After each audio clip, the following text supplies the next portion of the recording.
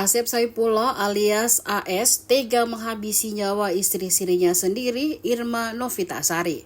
AS mengaku tidak bisa menahan amarahnya setelah mendengar adanya desas-desus sang istri selingkuh. Saat dirinya cemburu buta itu, ia kemudian sempat mengajak seorang warga sekitar untuk membunuh sang istri, namun alhasil ditolak oleh orang tersebut. Namun belum diketahui bagaimana caranya ia kemudian merekrut 3 algojo untuk membantunya menghabisi nyawa istrinya.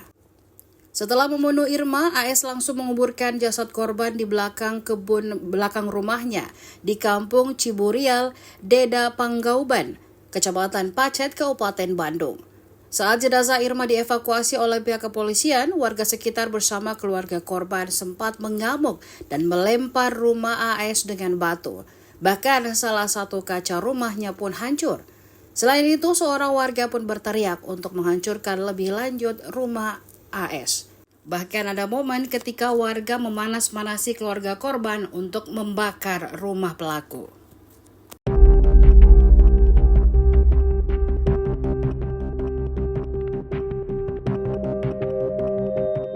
Download Tribun X sekarang, menghadirkan lokal menjadi Indonesia.